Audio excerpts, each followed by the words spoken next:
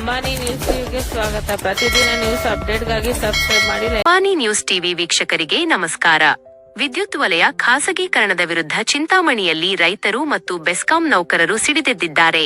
ಕೃಷಿ ಪಂಪ್ಸೆಟ್ಗಳಿಗೆ ಮೀಟರ್ ಅಳವಡಿಸುವ ಸರ್ಕಾರದ ಧೋರಣೆ ವಿರುದ್ಧ ಉಗ್ರ ಹೋರಾಟದ ಎಚ್ಚರಿಕೆ ನೀಡಿದ್ದಾರೆ. ಹೌದು, ಕೃಷಿ ಪಂಪ್ಸೆಟ್ಗಳಿಗೆ ಮೀಟರ್ ಅಳವಡಿಸುವ ಮತ್ತು ವಿದ್ಯುತ್ ವಲಯವನ್ನು ಖಾಸಗೀಕರಣಗೊಳಿಸುವ ರಾಜ್ಯ ಸರ್ಕಾರದ ತೀರ್ಮಾನಕ್ಕೆ ಈಗ ತೀವ್ರ ಆಕ್ರೋಶ ವ್ಯಕ್ತವಾಗಿದೆ. ಕರ್ನಾಟಕ ರಾಜ್ಯ ರೈತ ಸಂಘ ಮತ್ತು ಹಸಿರು ಸೇನೆಯ ಚಿಂತಾಮಣಿ ತಾಲೂಕು ಸಮಿತಿ, ಬೆಸ್ಕಾಂ ನೌಕರರ ಸಂಘ ಹಾಗೂ ಅನುಮತಿ ಪಡೆದ ವಿದ್ಯುತ್ ಗುತ್ತಿಗೆದಾರರ ಸಂಘದ ಜಂಟಿ ಆಶ್ರಯದಲ್ಲಿ ಚಿಂತಾಮಣಿ ನಗರದಲ್ಲಿ ಇಂದು ಬೃಹತ್ ಪ್ರತಿಭಟನಾ ಮೆರವಣಿಗೆಯನ್ನು ನಡೆಸಲಾಯಿತು. ಚಿಂತಾಮಣಿಯ ಪ್ರವಾಸಿ ಮಂದಿರದ ಆವರಣದಲ್ಲಿ ಜಮಾವಣೆಗೊಂಡ ನೂರಾರು ಪ್ರತಿಭಟನಾಕಾರರು ನಗರದ ಪ್ರಮುಖ ಬೀದಿಗಳಲ್ಲಿ ಸರ್ಕಾರದ ವಿರುದ್ಧ ಆಕ್ರೋಶ ಹೊರಹಾಕುತ್ತಾ ಬೃಹತ್ ರ್ಯಾಲಿ ನಡೆಸಿದರು. ತದನಂತರ ತಾಲೂಕು ಕಚೇರಿಗೆ ಮುತ್ತಿಗೆ ಹಾಕಿ ತಹಸೀಲ್ದಾರ್ ಸುದರ್ಶನ್ ಯಾದವ್ ಅವರ ಮೂಲಕ ಮುಖ್ಯಮಂತ್ರಿಗಳಿಗೆ ಹಾಗೂ ರಾಜ್ಯಪಾಲರಿಗೆ ಮನವಿ ಪತ್ರವನ್ನು ಸಲ್ಲಿಸಿದರು. ಮನವಿ ಸಲ್ಲಿಸಿದ ಬಳಿಕ ಮಾತನಾಡಿದ ರೈತ ಸಂಘದ ತಾಲೂಕು ಅಧ್ಯಕ್ಷ ಎಂ ರಮಣರೆಡ್ಡಿ, ರಾಜ್ಯದಲ್ಲಿ ಈಗಾಗಲೇ ರೈತರು ಮಳೆಯಿಲ್ಲದೆ ಸಾಲಸೂಲ ಮಾಡಿ 1,800 ರಿಂದ 2,000 ಅಡಿಗಳಷ್ಟು ಆಳದ ಕೊಳವೆ ಬಾವಿಗಳನ್ನು ಕೊರೆದು ಕಷ್ಟಪಟ್ಟು ಬೆಳೆಯುತ್ತಿದ್ದಾರೆ. ಮಾರುಕಟ್ಟೆಯಲ್ಲಿ ಸೂಕ್ತ ಬೆಲೆಯಿಲ್ಲದೆ ರೈತರು ಆತ್ಮಹತ್ಯೆಗೆ ಶರಣಾಗುತ್ತಿದ್ದಾರೆ. ಇಂತಹ ಸಂದರ್ಭದಲ್ಲಿ ಕೃಷಿ ಪಂಪ್ಸೆಟ್ಗಳಿಗೆ ಮೀಟರ್ ಅಳವಡಿಸಿ ಖಾಸಗಿ ಕಂಪನಿಗಳಿಗೆ ಜವಾಬ್ದಾರಿ ನೀಡುವುದನ್ನು ಸರ್ಕಾರ ತಕ್ಷಣ ನಿಲ್ಲಿಸಬೇಕು. ದಿನಕ್ಕೆ ಕನಿಷ್ಠ 12 ಗಂಟೆಗಳ ಕಾಲ 3 ಫೇಸ್ ಮತ್ತು ಸಿಂಗಲ್ ಫೇಸ್ ಉಚಿತ ವಿದ್ಯುತ್ ನೀಡದಿದ್ದರೆ ರಾಜ್ಯಾದ್ಯಂತ ಉಗ್ರ ಹೋರಾಟ ಮಾಡಬೇಕಾಗುತ್ತದೆ ಎಂದು ಎಚ್ಚರಿಸಿದರು. ಇದೇ ವೇಳೆ ಬೆಸ್ಕಾಂ ನೌಕರರ ಪ್ರತಿನಿಧಿ ಶಿವಶಂಕರ್ ಮಾತನಾಡಿ, ವಿದ್ಯುತ್ ಕ್ಷೇತ್ರವು ಖಾಸಗಿಯವರ ಪಾಲಾದರೆ ರೈತರು ಬೀದಿ ಪಾಲಾಗುತ್ತಾರೆ. ಟಾಟಾ ಪವರ್ ಕಂಪನಿಯು ಅರ್ಜಿ ಸಲ್ಲಿಸಲು ಜೂನ್ 23 ಕೊನೆಯ ದಿನಾಂಕವಾಗಿದ್ದು, ಸರ್ಕಾರ ತಕ್ಷಣವೇ ಈ ಅರ್ಜಿಯನ್ನು ತಿರಸ್ಕರಿಸಬೇಕು ಎಂದು ಆಗ್ರಹಿಸಿದರು. ಈ ಬೃಹತ್ ಪ್ರತಿಭಟನೆಯಲ್ಲಿ ರೈತ ಸಂಘಟನೆಯ ಪ್ರಧಾನ ಕಾರ್ಯದರ್ಶಿ ಎಂಎಲ್ ಆಂಜನೇಯ ರೆಡ್ಡಿ, ಖಜಾಂಚಿ ಎನ್. ಶೇಖರ್, ಚೀಮನಹಳ್ಳಿ ಜಿ. ಮುನಿರೆಡ್ಡಿ, ಅಲ್ಲಾಬಕಾಶ, ಚಂದ್ರಶೇಖರ್ ರೆಡ್ಡಿ, ಕತ್ತರಿಗುಪ್ಪೆ ನಾರಾಯಣಸ್ವಾಮಿ ಸೇರಿದಂತೆ ನೂರಾರು ರೈತರು ಹಾಗೂ ಬೆಸ್ಕಾಂ ನೌಕರರು ಭಾಗವಹಿಸಿದ್ದರು. ಇನ್ನು ಮನವಿ ಸ್ವೀಕರಿಸಿದ ತಹಸೀಲ್ದಾರ್ ಸುದರ್ಶನ್ ಯಾದವ್, ಇದನ್ನು ಜಿಲ್ಲಾಧಿಕಾರಿಗಳ ಮುಖಾಂತರ ಸರ್ಕಾರಕ್ಕೆ ತಲುಪಿಸುವ ಭರವಸೆ ನೀಡಿದ್ದಾರೆ. ಸಬ್ಸ್ಕ್ರೈಬ್ ಮಾಡಿ, ಸಪೋರ್ಟ್ ಮಾಡಿ. ಅಂಬಾನಿ ನ್ಯೂಸ್ ಟಿವಿ, ನಿರಂತರ ಸುದ್ದಿಗಾಗಿ ನೋಡ್ತಾ ಇರಿ.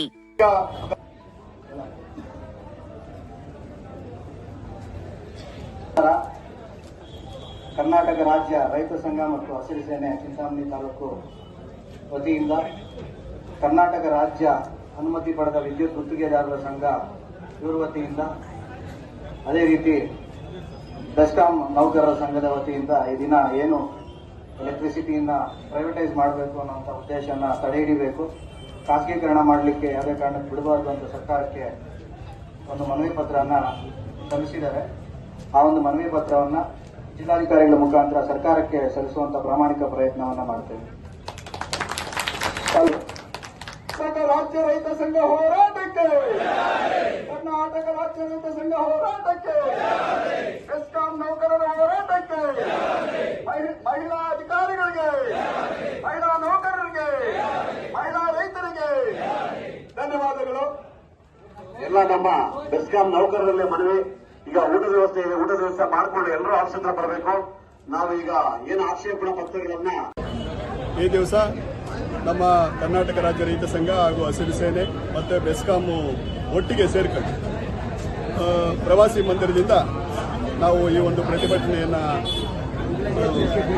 ಮುಖ್ಯ ಬೀದಿಗಳ ಮುಖಾಂತರ ನಾವು ಇಡೀ ಚಿಂತಾಮಣಿಯ ಎಲ್ಲ ಮುಖ್ಯ ಬೀದಿಗಳಲ್ಲಿ ನಾವು ಎಲ್ಲ ಕೂಡ ಓಡಾಡಿಕೊಂಡು ಎಲ್ಲರಿಗೂ ಕೂಡ ವಿಷಯನ ತಿಳಿಸಿ, ಈಗ ಕೊನೆಯ ಹಂತದಲ್ಲಿ ತಾಲೂಕು ಕಚೇರಿ ಮುಂದೆ ಬಂದು ಇಲ್ಲಿ ನಾವು ತಾಲೂಕು ದಂಡಾಧಿಕಾರಿಗಳ ಮುಖಾಂತರ ಸರ್ಕಾರ ಅಂದರೆ ರಾಜ್ಯಪಾಲರು ಮತ್ತು ಮುಖ್ಯಮಂತ್ರಿಗಳಿಗೆ ನಮ್ಮ ಅಹವಾಲನ್ನು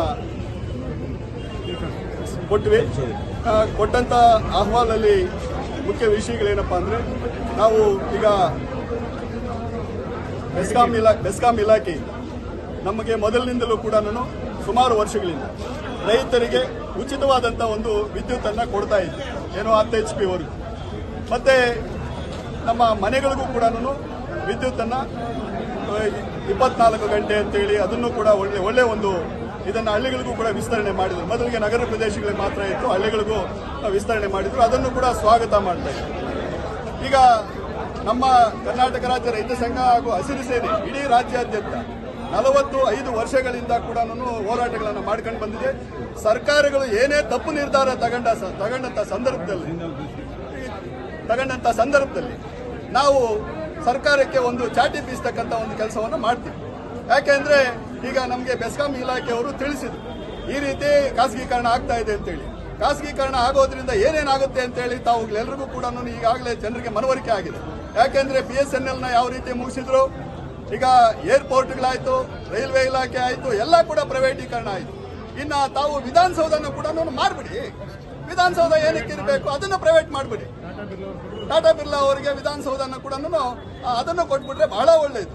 ಯಾಕೆಂದ್ರೆ ಪ್ರತಿಯೊಂದು ಕೂಡ ಖಾಸಗೀಕರಣ ಇದರಿಂದ ಸರ್ಕಾರಕ್ಕೆ ಏನು ಆದಾಯ ಇದೆಯೋ ಗೊತ್ತಿಲ್ಲ. ಸಾರ್ವಜನಿಕರಿಗಂತೂ ತಲೆ ಮೇಲೆ ಹೊಟ್ಟೆ ಮೇಲೆ ಹೊಡಿತಾ ಇದ್ದೀರಿ. ಯಾಕೆಂದ್ರೆ ಈಗ ನಾವು ರೈತರು ಇರೋವಾಗ ನಾವು ಬೋರ್ವೆಲ್ 10 HP ವರೆಗೂ ಹಾಕೊಂಡಿದೀವಿ. ಮುಂದಿನ ದಿನಗಳಲ್ಲಿ ಅದಕ್ಕೆ ಕರೆನ್ಸಿ ಹಾಕ್ಸ್ಬೇಕು ಅಂತ ಹೇಳಿ ಒಂದು ಕಾನೂನು ಮಾಡ್ತೀರಪ್ಪ. ಆಗ ರೈತರು ಏನಾಗ್ತಕ್ಕಂಥದ್ದು, ಅದಕ್ಕೆ ಈಗ ಇಲ್ಲಿ 2 ಜಿಲ್ಲೆಗಳಲ್ಲಿ ಮಾವು ಬೆಲೆ ಕುಸಿದಿದೆ. ಅದರ ಬಗ್ಗೆ ತಾವು ಯೋಚನೆ ಮಾಡೋದಿಲ್ಲ. ಬೆಂಬಲ ಬೆಲೆ ಘೋಷಣೆ ಮಾಡಬೇಕು. ಈಗ 4 ರೂಪಾಯಿ ಏನೋ ಮಾಡಿದ್ದಾರೆ ಅಂತ ಹೇಳಿ ಈಗ ಹೇಳ್ತಾ ಇದ್ದಾರೆ. ಅದಕ್ಕೆ ಮತ್ತೆ ತರಕಾರಿಗಳೆಲ್ಲ ಕೂಡ ಈಗ ಟೊಮೆಟೊ ಒಂದು ದಿವಸ ಬೆಲೆ ಇರ್ತದೆ, ಒಂದು ದಿವಸ ಬೆಲೆ ಇರಲ್ಲ. ರೈತರಿಗೆ ಬೆಂಬಲ ಬೆಲೆ ಮಾಡೋದಕ್ಕೆ ಯಾವ ಬೆಳೆ ನಷ್ಟ ಆಗ್ತದೆ, ರೈತರು ಬೆಂಬಲ ಬೆಲೆ ಮಾಡೋದಕ್ಕೆ ಆಲೋಚನೆ ಮಾಡಿ. ಸರ್ಕಾರ ಇರ್ತಕ್ಕಂಥದ್ದು ರೈತರ ಮತ್ತೆ ಸಾರ್ವಜನಿಕರ ಹಿತದೃಷ್ಟಿಯನ್ನ ಕಾಪಾಡ್ಕೊಳ್ಳಕ್ಕೆ. ಆದ್ರೆ ತಾವುಗಳು ಏನ್ ಮಾಡ್ತಾ ಇದ್ದೀರಿ, ಎಲ್ಲದನ್ನು ಕಮರ್ಷಿಯಲ್ ಇದನ್ನ ಬಿಟ್ಟು ಬಿಡಿ. ಮುಂದಿನ ದಿನಗಳಲ್ಲಿ ನಿಮ್ಗೂ ಒಳ್ಳೆ ಒಂದು ಇದು ಬರ್ತದೆ, ಭವಿಷ್ಯತ್ ಇರ್ತದೆ ಸರ್ಕಾರಕ್ಕೆ. ಇಷ್ಟನ್ನ ಸರ್, ಇವತ್ತು ಟಾಟಾ ಪವರ್ ಕಂಪನಿಯವರು ಮಾನ್ಯ KERC ಮುಂದೆ ನಮ್ಮ ವಿದ್ಯುತ್ ವಿತರಣಾ ಜಾಲದಲ್ಲಿ ನಮ್ಮ ಜೊತೆಯಲ್ಲೇ ಅವರೂ ಸೇವೆ ಮಾಡುವಂಥ ಅವಕಾಶವನ್ನು ಕಲ್ಪಿಸಿ ಅಂತ ಅರ್ಜಿಯನ್ನು ಹಾಕಿದ್ದಾರೆ. ಅದನ್ನು ತಿರಸ್ಕೃತ ಮಾಡಬೇಕು ಅಂತೇಳಿ ಈ ಸಮಯದಲ್ಲಿ ನಾವು ಕೋರ್ಕೊಳ್ತಾ ಇದ್ದೀವಿ. ಯಾಕಂದರೆ ಯಾವುದೇ ಒಂದು ಖಾಸಗಿಯವರು ಸಾರ್ವಜನಿಕ ಸೇವೆ ಮಾಡುವಂಥ ಮನೋಭಾವದಿಂದ ಬರೋದಿಲ್ಲ. ಸಾರ್ವಜನಿಕರು ಸೇವೆಯನ್ನು ಮಾಡುವಂಥ ಉದ್ದೇಶವನ್ನು ಬಿಟ್ಟು ಬರೀ ಅವರು ಲಾಭ ಮಾಡಿಕೊಳ್ಳೋದು ಉದ್ದೇಶ ಒಂದೇ ಅವರ ಮನದಲ್ಲಿರ್ತದೆ. ಈ ಒಂದು ಸಂಸ್ಥೆ ಇಷ್ಟು ಬೆಳಿಬೇಕಾದ್ರೆ ಹಿರಿಯರಿಂದ ಹಿಡಿದು ಎಲ್ಲರೂ ವಿತರಣಾ ಜಾಲವನ್ನು ಕೈಯಲ್ಲಿ ಭೂಮಿಯನ್ನು ಅಗೆದು ನಾವು ಗುಣಿಗಳನ್ನು ನಿರ್ಮಾಣ ಮಾಡಿ ಕಂಬಗಳನ್ನು ಎತ್ತಿ ಇವತ್ತು ವಿತರಣಾ ಜಾಲವನ್ನು ಈ ಮಟ್ಟಿಗೆ ತಗೊಂಡ್ಬಂದಿದ್ದೀವಿ. ಈ ಒಂದು ಮುಂದುವರೆದ ಒಂದು ಸಮಾಜದಲ್ಲಿ ಬೆಸ್ಕಾಂ ಕಡೆಯಿಂದ ಉತ್ತಮವಾದ ಸೇವೆಯನ್ನು ನಾವು ಗ್ರಾಹಕರಿಗೆ ಕಲ್ಪಿಸ್ತಾ ಇದ್ದೀವಿ. ರಾತ್ರಿ ಆಗಲಿ ದಿನ ದುಡಿತಾ ಇದ್ದೀವಿ. ನಮ್ಮ ಸುಮಾರು ಜನ ನೌಕರರು ಕಣ್ಣಿಗೆ ಕಾಣದ ಒಂದು ಕರೆಂಟಲ್ಲಿ ಕೆಲಸ ಮಾಡಕ್ಕೆ ಹೋಗಿ ಅವಘಡಗಳು ಸಂಭವಿಸಿ ಅಂಗಗಳನ್ನು ಕಳ್ಕೊಂಡು ಪ್ರಾಣಗಳನ್ನು ಕಳ್ಕೊಂಡು ಅವರ ನೌಕರರ ಒಂದು ಕುಟುಂಬಗಳು ಸಹ ಇವತ್ತು ಬೀದಿಯಲ್ಲಿ ಬರೋ ಥರ ಆಗಿದೆ. ಸುಮಾರು ಜನಕ್ಕೆ ಇದನ್ನು ತೊಂದರೆ ಆಗಿದೆ. ನಾವು ಇಷ್ಟೆಲ್ಲ ಕಷ್ಟಪಟ್ಟು ದುಡಿದು ಬೆಳೆದಿರುವಂಥವರು ಸಾರ್ವಜನಿಕ ಸೇವೆಯಲ್ಲಿ ಒಳ್ಳೆಯ ಸೇವೆಯನ್ನು ಕೊಡ್ತಾ ಇದ್ದೀವಿ. ನಾವು ಸೇವೆ ಕೊಡದೇ ಇದ್ದ ಪಕ್ಷದಲ್ಲಿ, ನಮ್ಮಿಂದ ತೊಂದರೆ ಆಗಿದ್ದ ಪಕ್ಷದಲ್ಲಿ ಅವರು ಖಾಸಗೀಕರಣ ಮಾಡೋದಕ್ಕೆ ಹೊರಡಬಹುದು. ನಾವು ಯಾವುದೇ ರೀತಿಯ ಒಂದು 5 ನಿಮಿಷ ಕೂಡ ನಾವು ಕಾಲವನ್ನು ವ್ಯರ್ಥ ಮಾಡೋದಿಲ್ಲ. ಒಂದು ಮನೇಲಿ ಕರೆಂಟ್ ಇಲ್ಲ ಅಂದರೆ ತಕ್ಷಣ ಬರೋದಕ್ಕೆ ಅಲ್ಲಿಗೆ ನಾವು ಪ್ರಯತ್ನ ಮಾಡ್ತೀವಿ. ಒಂದು ಲೈನ್ ಆಫ್ ಆಗಿದೆ ಅಂತಂದರೆ ಗಂಟೆಗಳಲ್ಲಿ ಅಲ್ಲಿ ನಾವು ವ್ಯವಸ್ಥೆ ಮಾಡಿ ಪುನಃಸ್ಥಾಪಿಸ್ತಾ ಇದ್ದೀವಿ. ಯಾವುದೇ ಮಳೆ ಬಂದ ಸಮಯದಲ್ಲಿ ಎಲ್ಲರೂ ಮನೇಲಿ ಮಲಗಿರ್ತಾರೆ, ಅದನ್ನು ನಮ್ಮ ನೌಕರರು ಫೀಲ್ಡಲ್ಲಿ ಇರ್ತಾರೆ. ನದಿಗಳು ಹರಿತಾ ಇರ್ಬೋದು, ಕೆರೆಗಳಿರ್ಬೋದು, ಯಾವುದೇ ಕ್ರಮ ಬಿದ್ದೋಗ್ಲಿ ಅದನ್ನು ತಕ್ಷಣವೇ ರಿಪೇರಿ ಮಾಡೋ ಕೆಲಸವನ್ನು ನಾವು ತುರ್ತು ವಿಷಯದಲ್ಲಿ ಕೂಡ ನಾವು ಅದಕ್ಕೆ ಕಾರ್ಯರೂಪ ಆಗ್ತಾ ಇದ್ದೀವಿ. ಆದರೆ ಖಾಸಗಿಯವರು ಬಂದರೆ ಈ ರೀತಿಯ ಸೇವೆ ಕೊಡುವುದು ಮುಂದೆ ಕಷ್ಟ ಆಗ್ಬೋದು.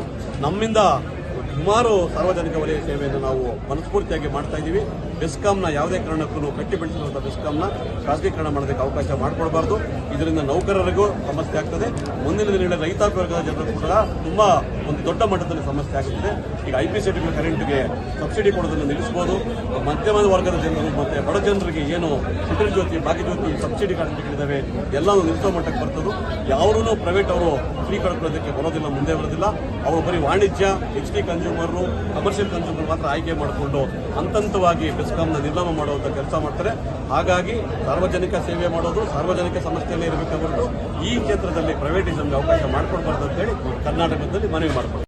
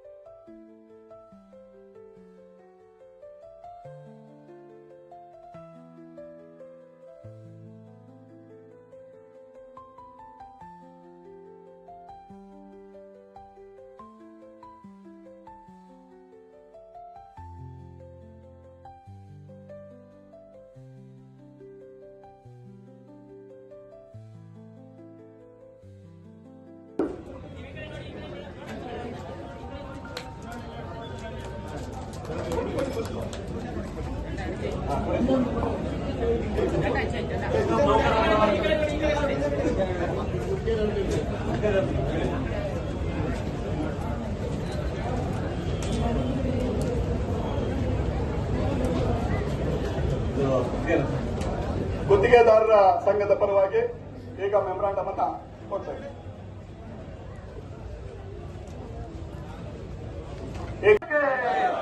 ಬೆಸ್ಕಾಂ ನೌಕರರ ಹೋರಾಟಕ್ಕೆ ನನ್ನೆಲ್ಲ ರೈತ ಮಿತ್ರರೇ,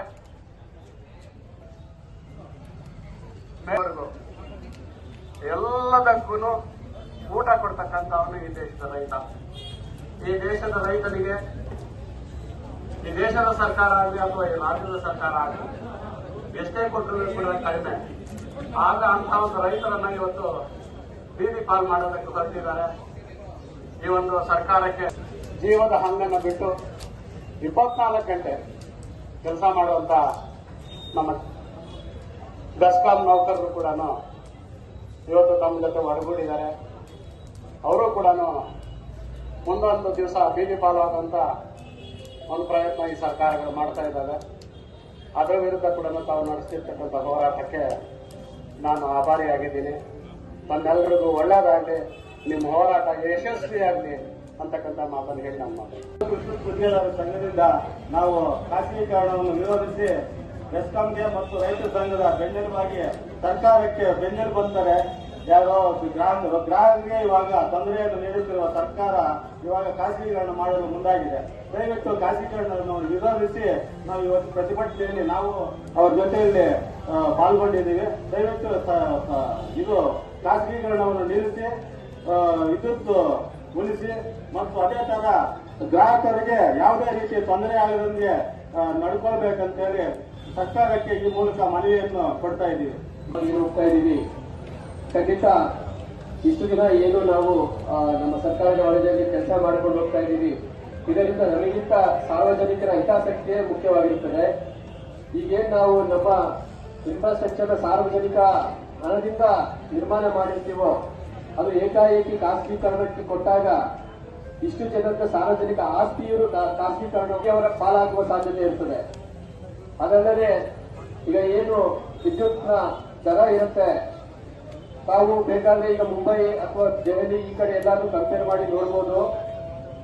ಏನು ನಮ್ಮ ಸರ್ಕಾರ ವಲಯದ ದರ ಇರ್ಬೋದು, ಖಾಸಗಿ ವಲಯದ ದರ ಇರ್ಬೋದು, ಕಂಪೇರ್ ಮಾಡಿದಾಗ ಅಜಗಜಾಂತರ ವ್ಯತ್ಯಾಸವಿರುತ್ತದೆ.